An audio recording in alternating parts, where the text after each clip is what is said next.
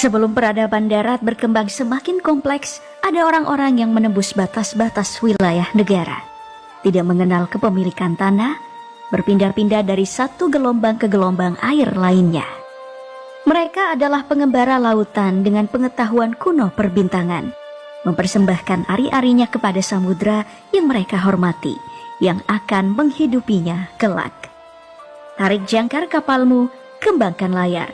Kita akan mengarungi lautan, berkenalan dengan orang Bajo.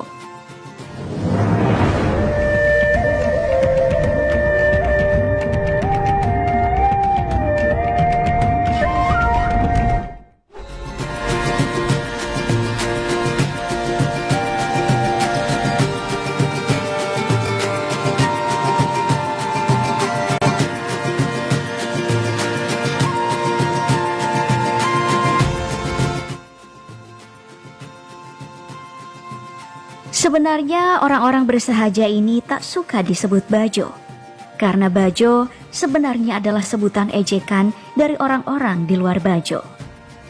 Mereka lebih senang disebut orang sama, sedangkan mereka menyebut orang luar adalah orang Bagai. Berabad-abad lamanya mengarungi samudra, hidup berpindah-pindah menggunakan perahu berbekal ilmu navigasi laut. Orang luar Asia menyebutnya Gipsi Laut. Komunitas orang Bajo ada di mana-mana, dimanapun air laut tertampung. Dari perairan Malaysia hingga Filipina bagian selatan, dari Brunei, Thailand hingga perairan Vietnam. Mereka menghuni hampir semua perairan Asia Tenggara. Maka aneh rasanya jika mereka dimasukkan ke dalam perdebatan suku ini milik negara mana. Kita taruh saja pengetahuan awal kita bahwa mereka milik samudra. Populasi orang Bajo paling banyak berada di perairan Nusantara. Di Gorontalo, komunitas Bajo bermukim di pesisir desa Torosiaje, Kabupaten Pohuwanto. Di Wakatobi, Sulawesi Tenggara, komunitas Bajo bermukim di desa Mantigola, Pulau Kaledupa, serta di Pulau Wangi-Wangi dan di Pulau Tolandona, Tomia. Di Maluku Utara, mereka bermukim di desa Bajo Sangkuang. Di Luwu Banggai, mereka bermukim di Bangkurung. Populasi mereka juga banyak bermukim di perairan NTT dan NTB, perairan Kalimantan bagian timur dan utara. Berumah di tengah laut, di tepi pantai atau perairan dangkal dengan pondasi batu dan material batu. Rumah panggung berteras laut dengan tiang pancang berbahan tanaman tahan air yang diambil dari kawasan mangrove untuk menjaga pasang air, dan atapnya berbahan rumbia.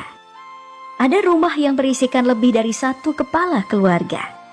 Antar rumah biasanya dihubungkan dengan jembatan kayu, dan akan selalu ada perahu yang parkir di bawah rumah sebagai sarana transportasi utama mereka.